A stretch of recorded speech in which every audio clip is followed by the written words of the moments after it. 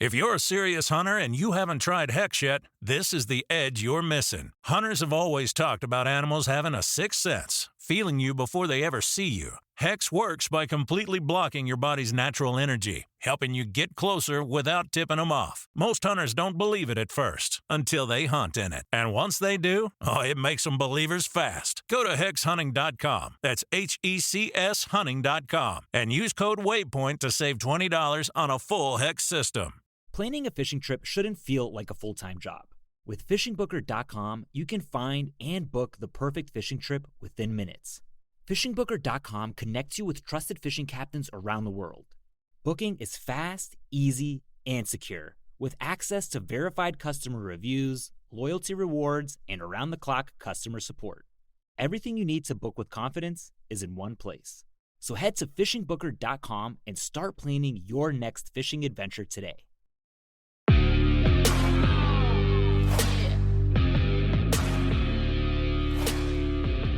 All right, everybody, welcome back to another episode of the Bowhunter Chronicles podcast, brought to you by Huntworth.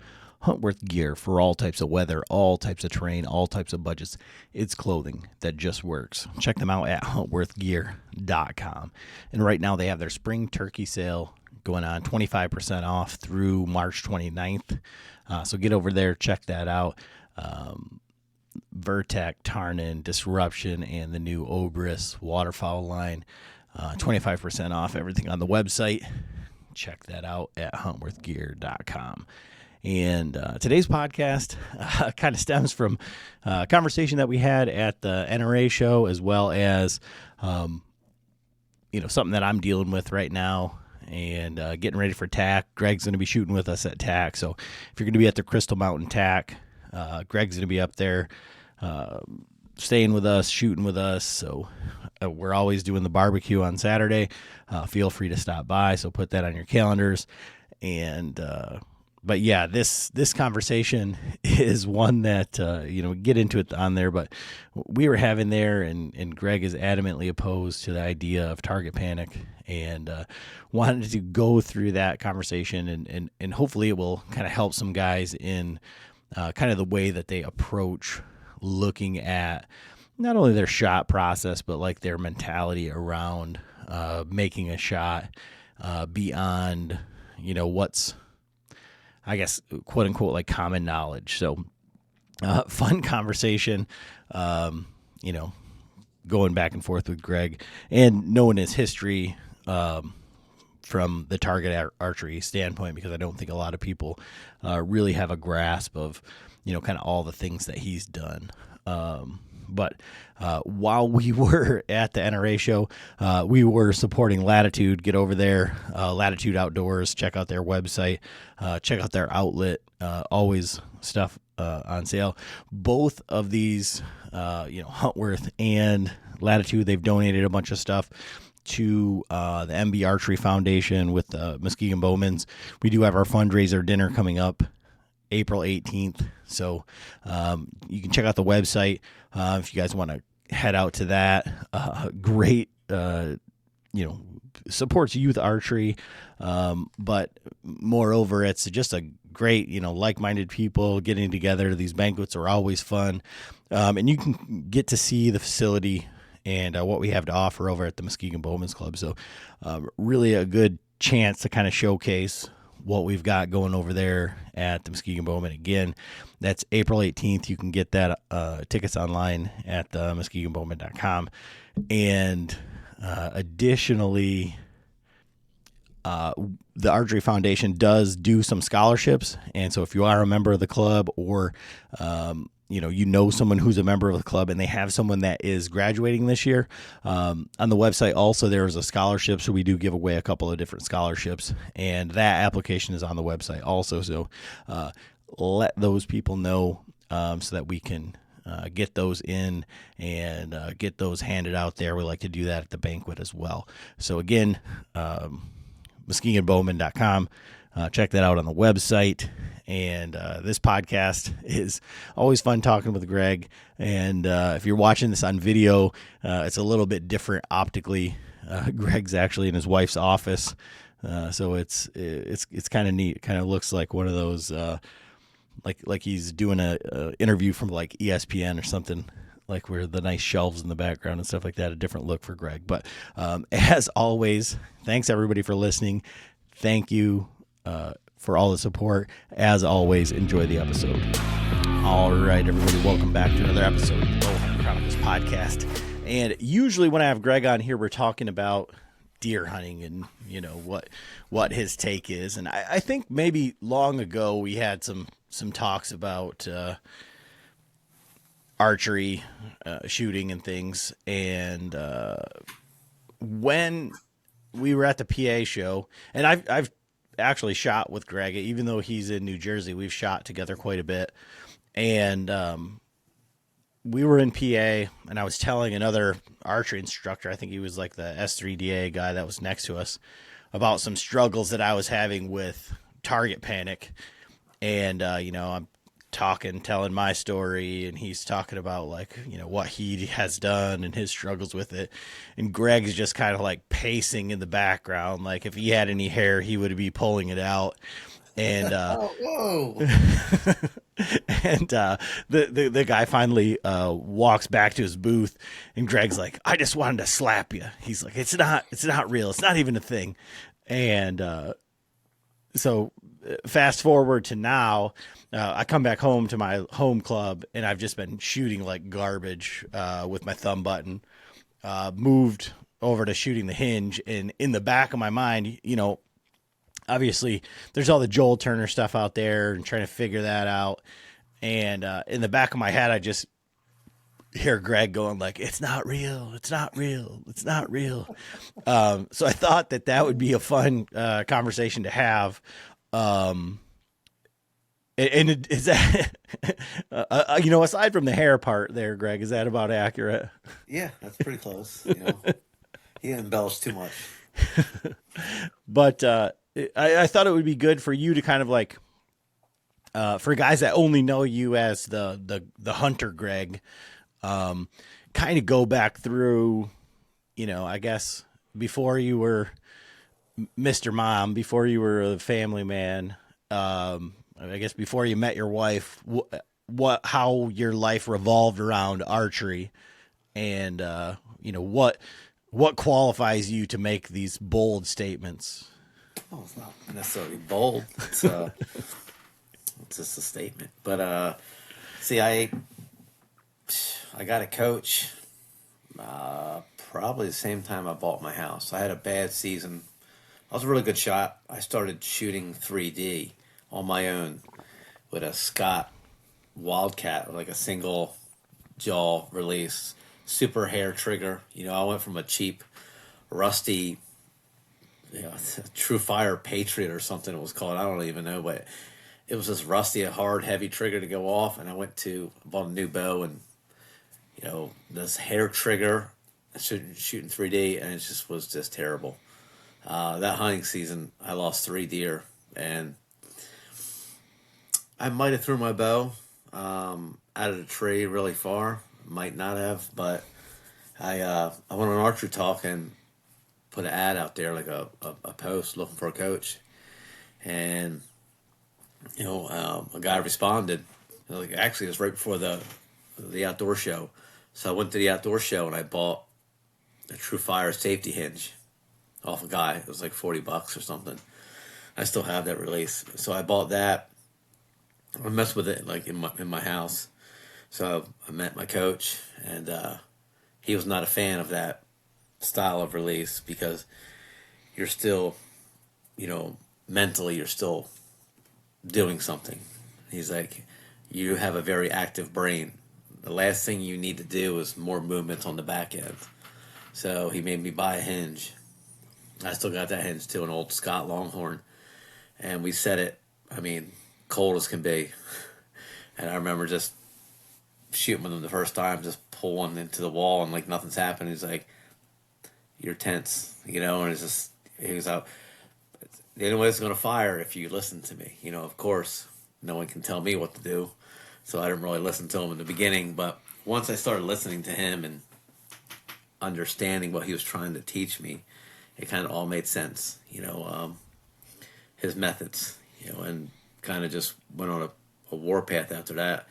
I trained with him for like 3 months. I still train. I still talk to him to this day, but I trained pretty hard for 3 months. Kept a log, did all that stuff, training sessions, and started shooting 3D and was shooting 287s on an unknown course with my hunting bow with hunting arrows, 290s. I was a couple 291s, and I was like, man, I want to compete. And next season I was competing, and boy, the mental part of that was really hard, because the first three, qualifiers and the world's qualifier and a couple other like state tournaments, I shot terrible, absolutely terrible. My adrenaline, nerves, just got the best of me. And Dave just laughed. He was like, "This is what happens, man. Everybody's good in their backyard. Everybody's good when there's no pressure." And that's kind of how I got into shooting 3D. And I would shoot, I don't know, 50 to 100 hours almost every day. I worked 2 jobs. I shot before work. I shot when I got home. And pretty much my life revolved around shooting my bow, reading books on mental, the mental part of competing, and working. I did that for, I don't know, 3 years maybe. That was pretty much my life. I was just 100% in on it. And yeah, so that's how the backstory, a quick little backstory of my journey into shooting, a hinge. And even now, like I shoot a Wayland's hooker. I think he's out of Michigan. It's a spike release, and I use that for hunting. I won a lot of money with that release. But getting back to the topic of target panic, yeah, well, let's just jump into that, because this is probably gonna ruffle some feathers, some people, but let's do it. Well, so the target panic thing, you said, there is no such thing as target panic. All it is performance anxiety. Yeah, a breakdown of your shot, performance anxiety. And if you hold low, if you hold your pin under the target, it's not target panic. It's you holding the pin under the target. It's like, you got to call it what it is. If you're a drive-by shooter, and you want to pop the trigger, that's not target panic. That's you drive-by shooting. In order to clearly fix something, you need to know exactly what it is.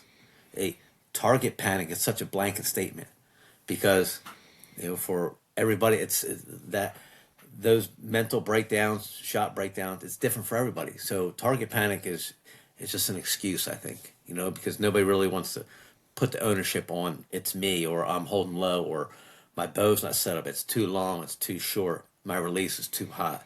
There's so many things that go into that, and I'm a firm believer, when I started, because it's easy to sit here from where I'm sitting now and saying, hey, this, but when I started, it was I had so many bad habits. It took me 2 or 3 years just to break those habits. And that's like shooting a lot. It wasn't like shooting like most people, like they're into shooting, half, 6 months out of the year, if that, maybe 7.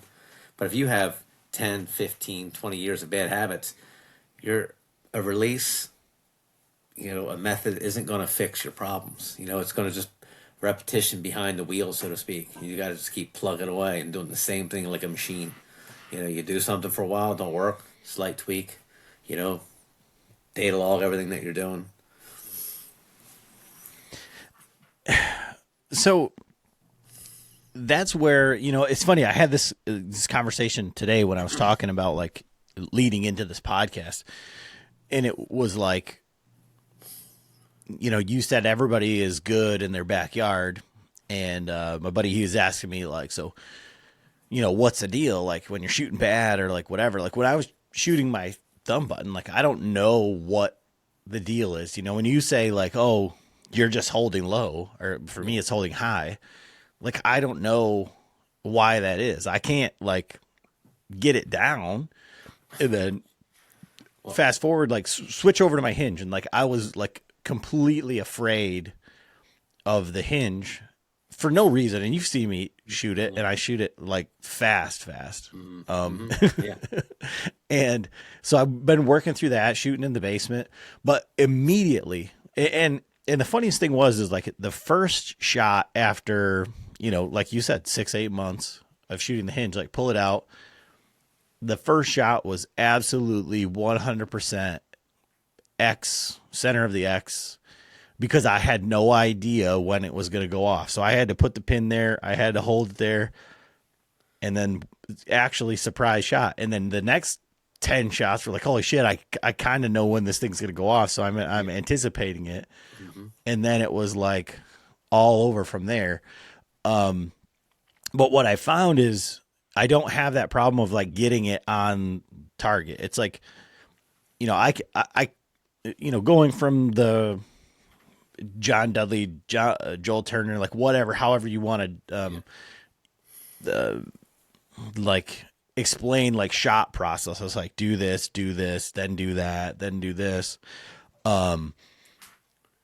I can do that, and it's a lot easier with the hinge because like once I get to like get on target, now it's find the pin float and then click. And then for me, as for me, it's like click, bang. Yeah. That's the hard part. Like that part, like that additional let the pin float is like where my shot process breaks down. And what I found is it'll happen. Like I can let it float, say like for our league for about a third of the time, half the time. And then after halfway through, it all goes to shit. It's out the window. I'm back to like trying to command shoot, make it go off, And why is that? Like, it's like, and you said it takes 3 years or whatever, but like when you talk to somebody or like when someone like me talks to someone like yourself, you're like, well, just do this. Like when I talk to Jake, he's like, well, just do this. It was like, well, just fuck you. Like, like.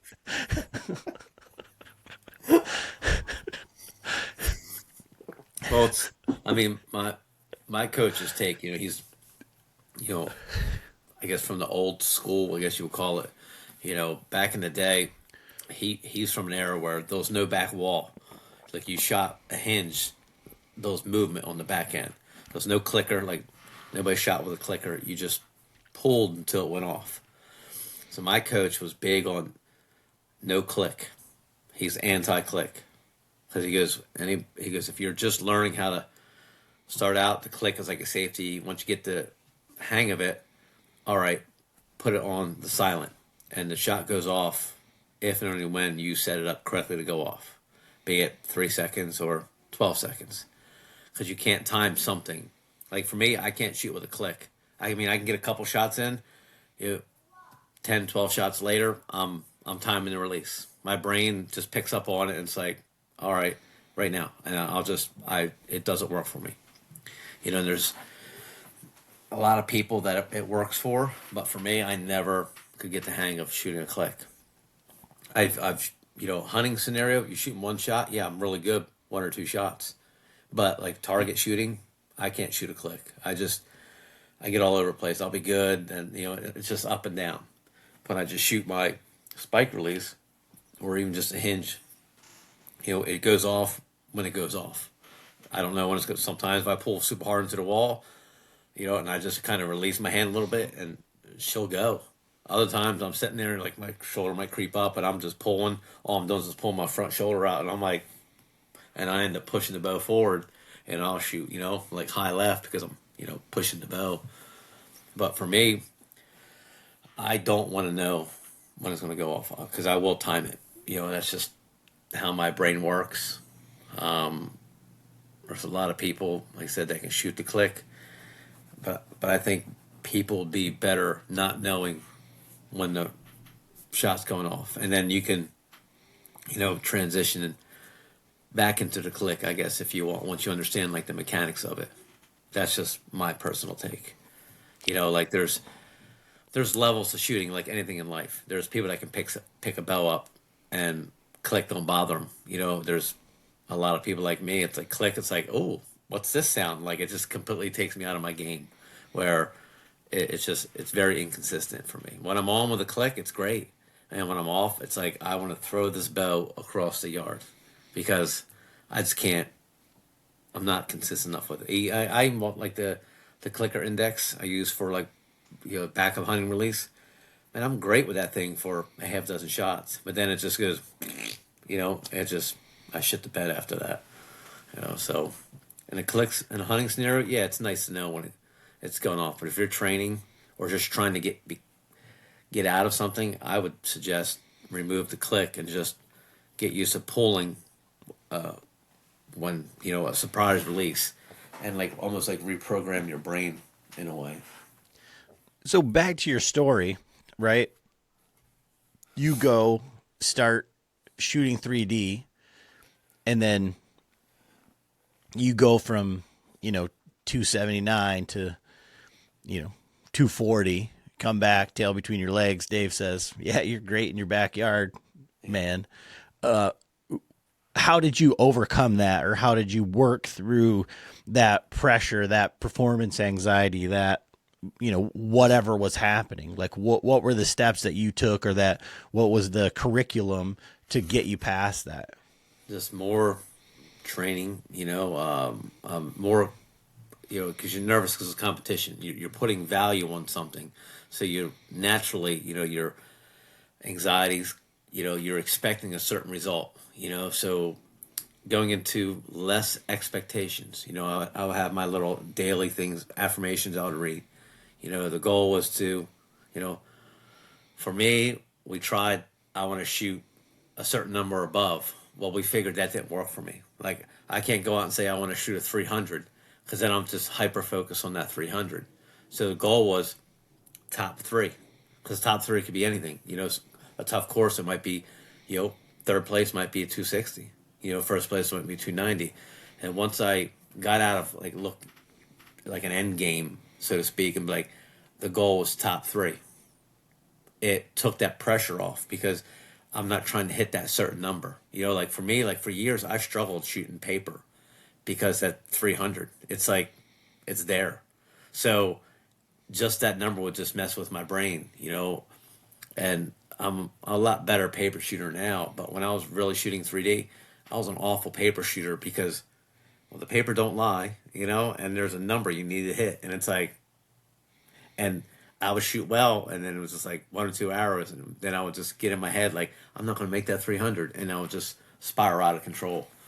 So for me, it was always top 3 or a podium finish. It didn't matter first, second, or third.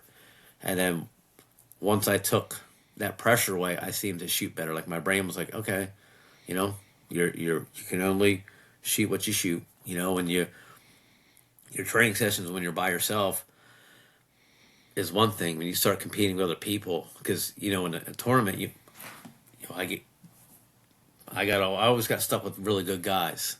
Like that would shoot open and shoot really well. So they kind of pushed me. And then those times where I would shoot with people that were below me, I didn't shoot that well, And so it's like, I always like, to the level of my competition, I seem to always, who I was shooting with.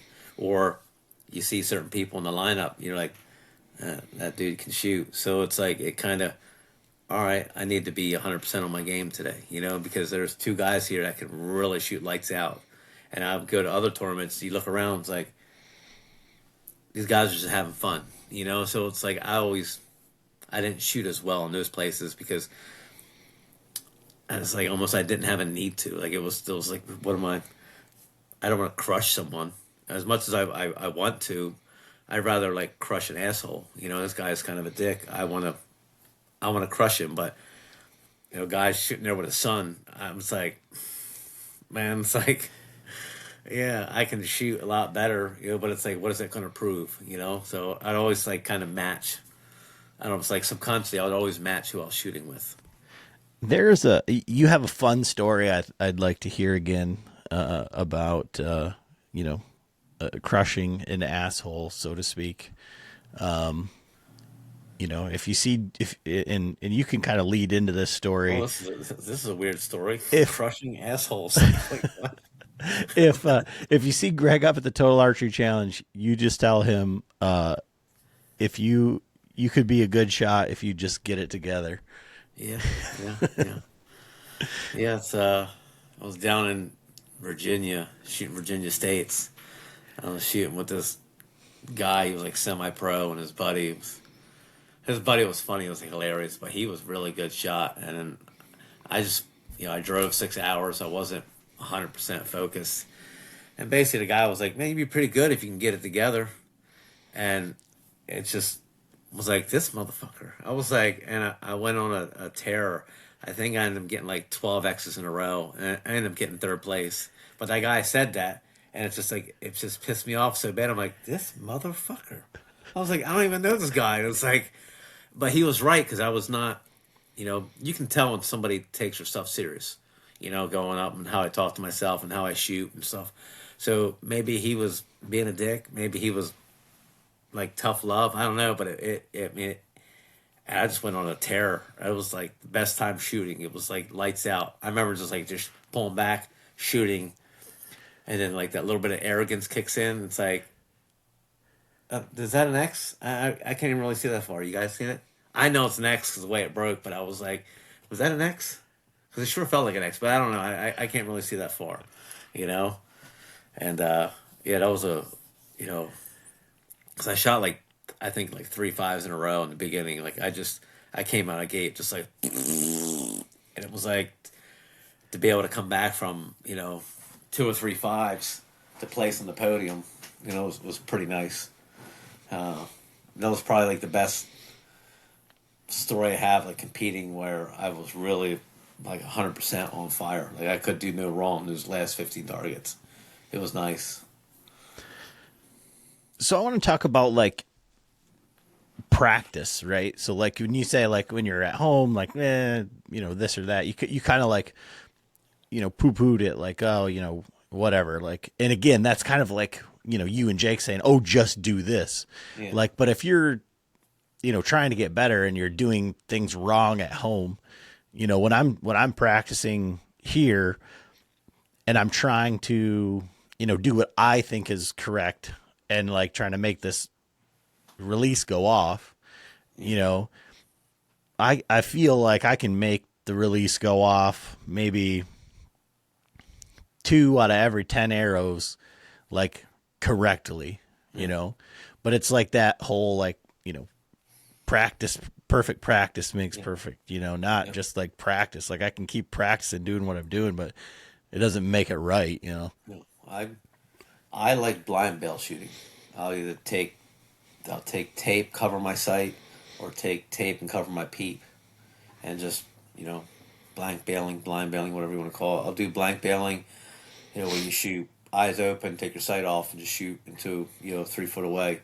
Because you just want to get nice rep. You're not trying to hit anything. You're taking that numbers game out. And then blind bailing, you shoot with your eyes closed. Or I like that one as well because it takes everything else. You draw back here and just close. And just, you start breaking good shots. My hand needs to end up here. The bow should go here when there's no expectations. You can get a feel when the shot breaks, like how the bow's supposed to feel. So I spent a lot of time doing that, perfecting my shot, in the closet basically. And then I do the 3 foot game. Basically, you put a black dot on a target from say 6 feet, and the goal is to make every arrow hit the same arrow hole. Your first arrow hole going in. You put a black dot, where your sight is. You always hit lower than the dot, but basically you just aim at the same spot and the arrow hits. And you should, after 30 arrows, you should have 1 arrow hole, so that you can kind of give yourself a little bit of tension in that scenario without having to shoot 20 yards, because the pressure is still the same, And I would shoot until I didn't hit the same arrow hole, and I would mark the numbers down, like, hey, I made it 10 arrows this time. Okay, like things are coming together. And the next day, I made 3. I put the bow away. I put the bow away every time. And you just slowly start building that confidence up in it. Whatever the score is, as soon as you get out of that spot, you just put the bow down. And the next day you try it again. And you just do these little things for a couple months without trying to shoot at a target face, and like that was the hardest part, not shooting outside for me. I got a big yard. I can shoot 120 yards, but I really, when I was learning how to transition to a hinge, it was all just internal work, a lot of internal work. And if I did shoot 3D, like I was not shooting at my house outside. I would just go somewhere and shoot where it's completely new territory. Like I would go to a range I never went to and go shoot. I didn't want no familiarity, I would just pick a small, it was an archery talk back in the day, had all the places you could find to shoot. And I would just go to places and shoot, usually by myself, and lose a few hours here and there. But no expectations, just shooting. And then once I got comfortable with the hinge, like the hardest part was like letting down. Because you're on it, you're like, I'm going to let it eat. And it's like, oh, wait, I'm not there. And I would try to force it. And then mentally I would lose it after that. But the whole key was to, for me, letting down. Get used to letting down. The shot's not there, let it down. And it's like, okay, regroup, do it again. And it's funny, that was one of the conversations today too. It was like, he's like, do you ever let down your bow? Just take aim in, let down. And I was like, at league 2 weeks ago, I drew back, got on the line, and I was like, I can't, I let down. But then last week I was shooting the hinge, get through the click. Yeah. And then I was like, I can't, I shouldn't. I even turned to Jake. I was like, I shouldn't have taken that shot, but I was like, I don't know how to let this thing down. Yeah. I was like, I have no idea. Yeah. And it, I probably could have let it down, but there's a probably equal chance that it would have went through the ceiling. So it's like, And that's too, another thing, my coach was like, pull back, you're gonna shoot 30 arrows, just pull back, go to aim, get everything set up, thumb off the post, thumb the finger, thumb back on post, let down, and just do that 30 times, or do that every other hour. You start getting into I can let down, because we're always afraid of what's going to happen until you start doing it, and I mean, I shot hinges. I mean, I had a couple hinges that were really nice where I didn't really use a thumb peg. I just pulled back, all the weight was on my fingers, these two fingers here, because I shot a forefinger for a long time. So I remember reading an archer talk. The guy was like, I take the thumb peg off and just put your thumb on the side of, the release. Because when you move that thumb to your finger, it's a lot less. Because when you got the thumb peg on, some people digging the thumb peg so hard, when they open their hand up, when they finally take it off, you actually get this movement. You're here, so much tension, and you let go, and it's it actually changes. So the guy was like, just pull back like this, flat hand. Pull 5-gallon bucket of water, and then practice your hinge where you need to set it. You can pull back without your thumb peg. And I did that, and that seemed to work with me, because I'm kind of like a hybrid shooter, I guess. I've been called a hybrid shooter. I don't know if that's a thing, but pull back, I'll pull through, but also kind of relax a little bit. My hand, and just kind of just open up my hand and let the release do its thing. I'm not a full-on tight grip and pull. I'm more of a breathe out, just kind of just relax and pull through. And that seemed I would get my best scores that way. But like I said, everybody's different on that aspect. Well, and that's kind of what I'm talking about. When I talk about I'm making a good shot, right? Yeah. Is or working the release is that's what I'm trying to figure out right now. Is I'll get drawn back, and then if you watch some of the stuff that Dudley says, is he's well, I'll start to relax my index finger and just let it go off. And then you're and you're okay, well, you just kind of lead with your pinky a little bit. Yeah. And then sometimes I'll start to engage my back muscles, and then it'll just go off whenever, and I feel that's the best way. But then, you shot my hinge when it was super, super cold. Yeah. And it's still pretty cold, but that was way too much rotation. I had to really move my hand to make it go off. And so now it's I don't have to rotate my hand so much, but I can do it. And when I just rip through it, I'm just rotating my hand and it's just going off. So I'm like trying to figure out like what's the right way, quote unquote, to do it. Yeah, and that's like, it's all personal preference. Like my buddy Tony, he shoots a hinge. I mean, he's like white knuckled. He shoots like when he's on, like he's pretty good. He don't really shoot a lot, but when he does, he practices like he's a really good shot. But he's got a nice tight grip on that, and he's all. I mean, the hand don't really like leave this position, Well, for me, like I didn't really shoot that well shooting that way. And I think shooting that hooker release, you have to relax tension on it because it's got to pivot, So it's like you have to relax the back of your hand here. I know George Royals, yeah. Yeah, I think he was big on that. I think back in the day, like releasing tension back here, like you don't want tension in your hand. Your hand's just a hook going along for the ride. You don't want to, all your tension, just pulling through and just you got a lot of tight grip on this. That release isn't going to be able to rotate like it's designed to do. So kind of like walking this back like a little ways for like the casual shooter or like, guys who are like straight up afraid of a hinge. And I would say, definitely prior to doing this podcast and probably even a few years into that, I was like, I couldn't even have told you what a hinge release was, right? And so, but for guys who are like afraid of shooting a hinge, or like for guys that are like, I have one and I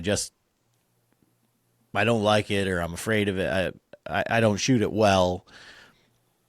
What's the, like, how do you get past that? Like, you gotta shoot it. If you, like, self-talk, super important. Like, I can't do this or I don't do this well, then you're not going to do it well. You got to accept you're starting something new. So you're going to crash out at some point in time doing it. That's just, you're relearning, fixing bad habits. So there's going to be, ups and downs. So your expectations should be really low. Like, don't think you're going to be able to, I'm going from a trigger to a hinge, and it's going to be smooth sailing.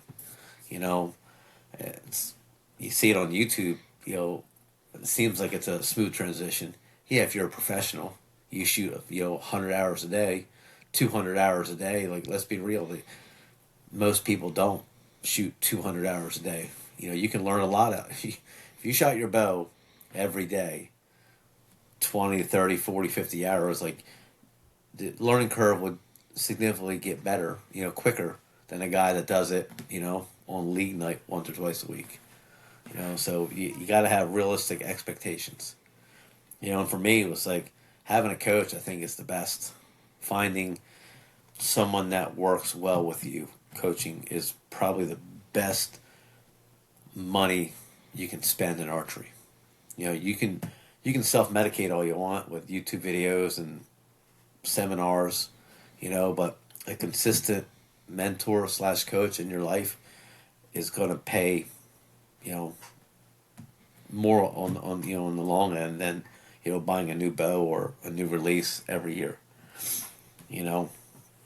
That's just my personal opinions, because it's hard to fix something, we don't know what's wrong. So you can look at a mirror and do video, you can kind of break it down a little bit, but you need someone that knows what they're doing. First of all, like a legit coach can definitely increase the learning curve. Go to those seminars. I'm sure they're all over the place now, it seems like. And not every coach is a good coach for you. Like, I got lucky with mine. He was a fantastic shot, and did the training, and pretty much it was all up in here. It really wasn't necessarily, once we got the bow set up pretty close, it was all in here, because I can shoot an untuned bow pretty well because of this, But if you can spend hours upon hours tuning your bow, but if this ain't right, you're still going to be in that same boat. You're going to be like, I'm really good and I'm really bad. I'm really good, really bad. You see it with, I mean, like, in the last couple of years, I'll be honest, like, last summer was the first summer I shot, like, really shot well. And going up to the R100 here in Jersey, I shot really good, for not, because of my wrist injury and everything, like, and not really. You see me, my last 2 times in Michigan, I wasn't, I shot like 3 weeks before TAC. I was definitely not, where I should have been. Still shot well, but definitely not at my level that I'm capable of shooting. But that's just, I wasn't putting time behind the bow, and that was hard for me, expectations. Like, if I'm not putting in the work, I can't expect those results, Yeah, I just had to think that was like what you said. Like, what did you have to gain by going out there and crushing us, right? Like, like what would that help? Well, maybe. Probably not. I mean, there was a few targets that were fun, but this year will be a different story. So I'm doing the Vermont TAC before I see you guys, so I'll have a good baseline of what I need to improve on when I get home after Vermont. So where are you at with your shooting now? Coming off of your injury and you're not shooting with your mouth anymore, and you're kind of back to normal. Yeah, back to normal. A couple different grips. I end up settling on the hang and hunt grip for the Matthews. It seemed to, fit my wrist pretty well. So yeah, it's back to my Wayland's 2-finger hooker with a wrist strap.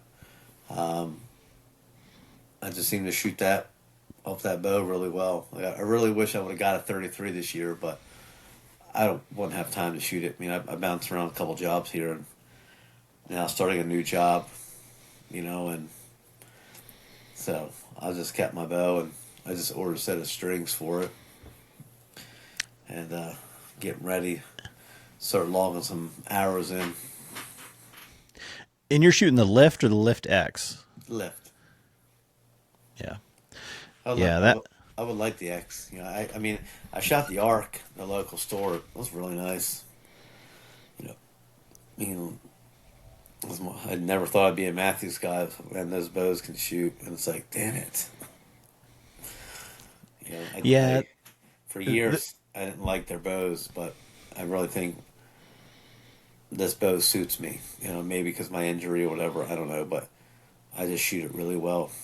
I mean, 33, I would probably shoot a little bit better because, it's even more, going to be more stable because it's significantly longer, Yeah, from the all the guys, John, Jake, those guys, it seems like that being able to swap out the modules is like where it really shines. Like the shooting,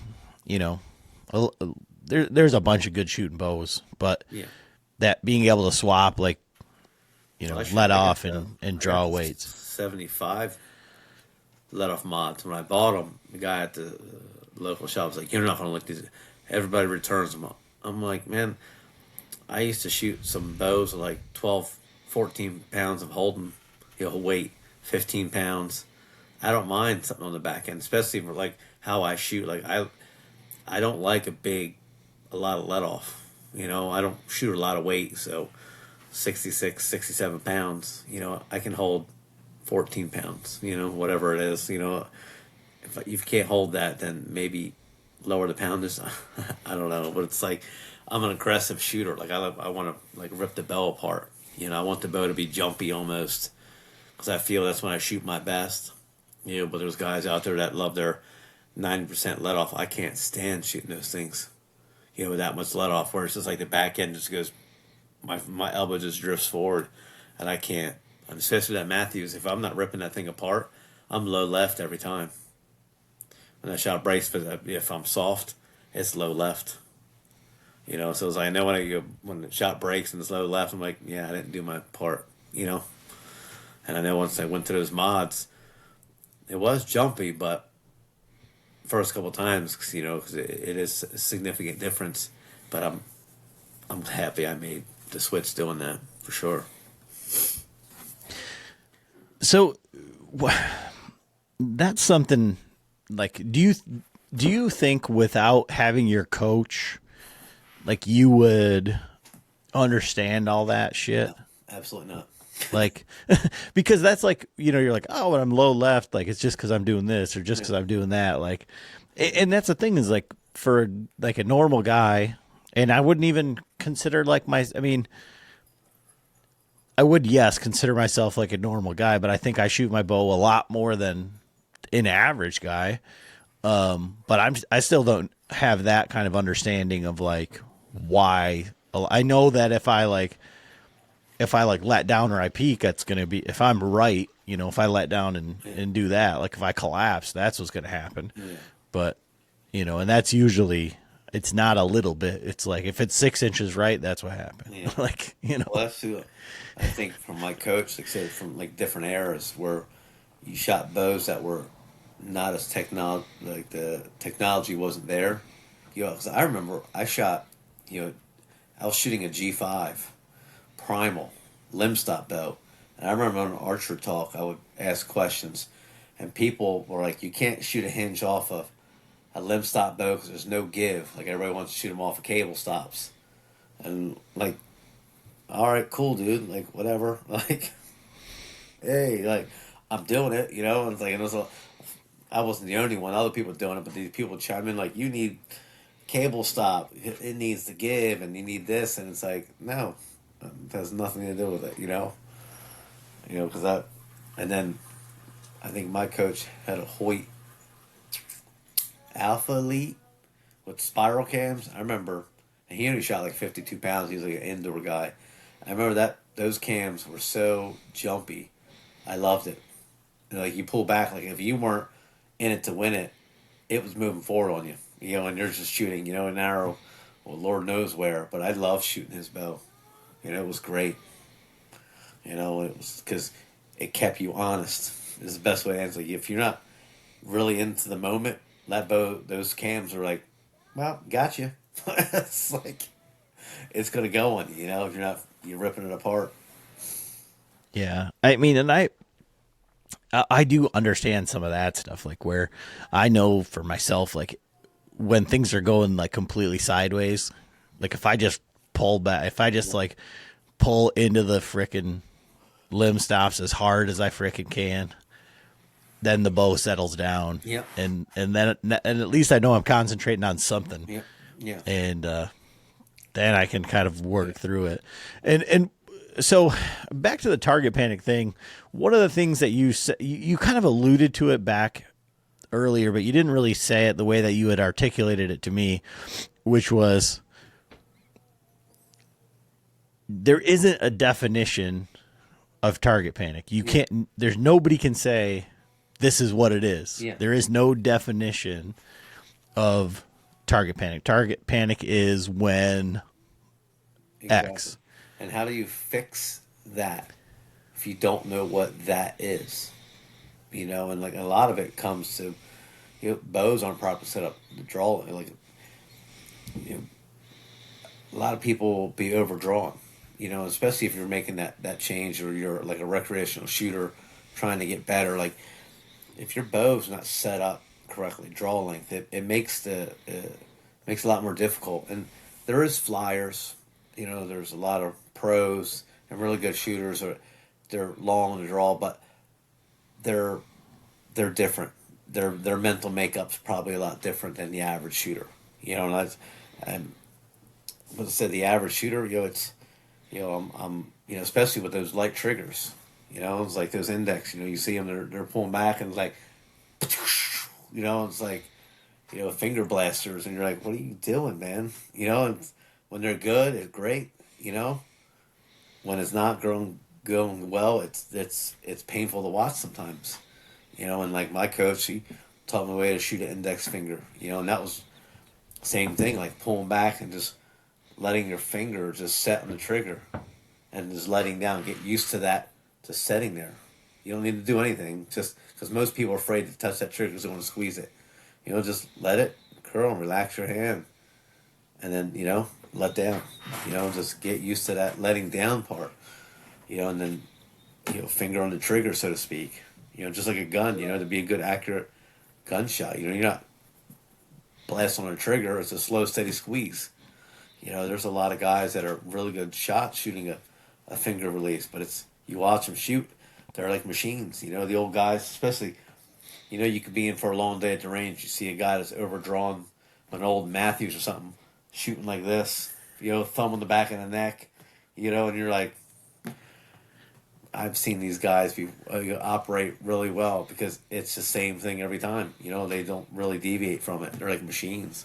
You look at it, it looks terrible, but the arrow hits the X. So there isn't like perfect, there is no standardized form or this is what it should be.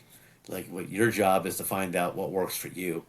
And some people, they need to be prim and proper. Other people can kind of be lazy a little bit.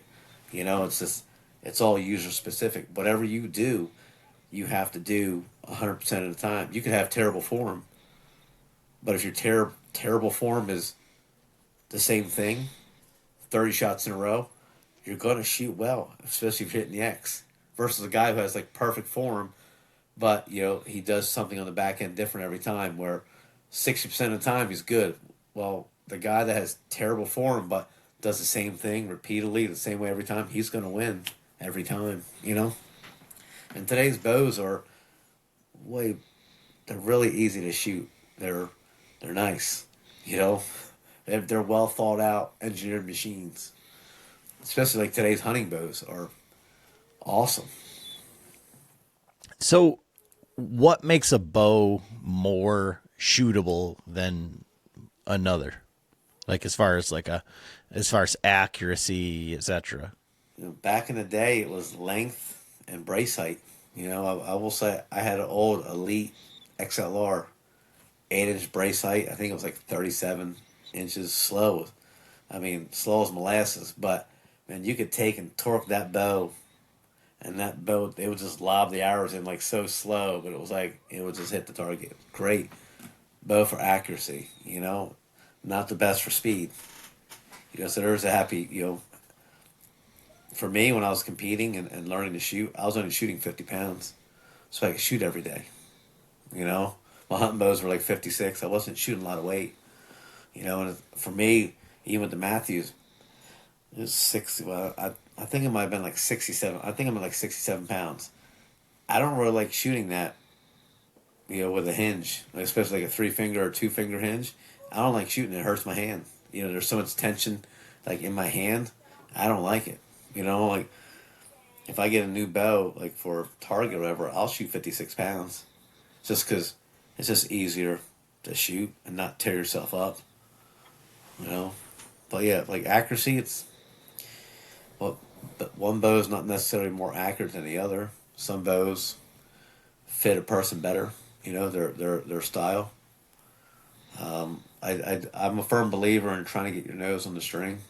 Like, I don't like really short bows because I got a 29-inch draw length. So the Matthews, because the cam's so big, I get a decent string angle where I can get my nose on the string. But some of the, bows from 10 years ago that were really short, I could never shoot them well because, the string angle, first of all, is like this, back at your face. It's like I could never get my nose on the string without like dipping my head down.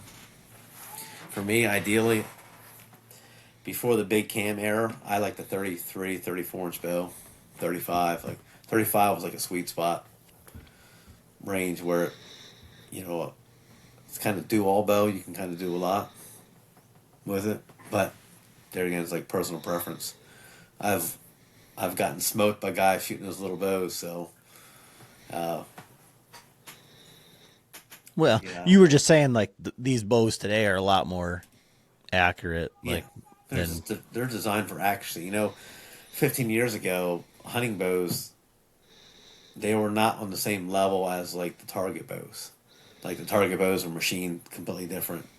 Tighter tolerances. And now that's all kind of filtered down, I do believe, into like the hunting space. But these bows they're machined, the tolerances are a lot tighter, which leads to accuracy. You know, So for guys that are, trying to get better practice in, that are maybe having some quote unquote like performance anxiety, they're trying to stretch it out here leading into, 3D season, outdoor 3D, or into TAC, getting ready for some of these longer shots. Like, what recommendations do you have for them as far as like their practice, or like where, if they were to prioritize like one thing to help them be better this season, where would you tell them to start?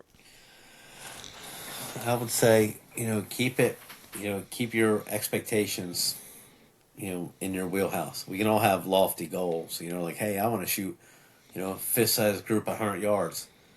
Let's be real. There's only a handful of people on the planet that's gonna. This is their consistent 100-yard grouping. It's not the average. I can shoot that at 100 yards, not every time.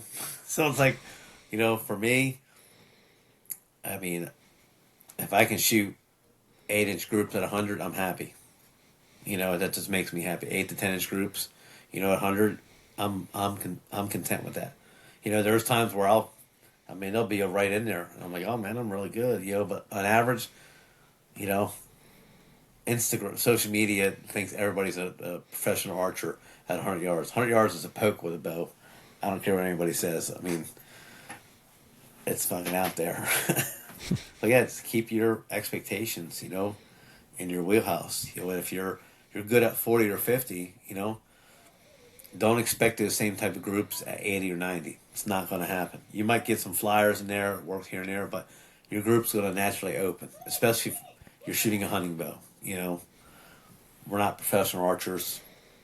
That's, if you can shoot 3-inch groups at 100, you would be traveling the world shooting a bow for a living.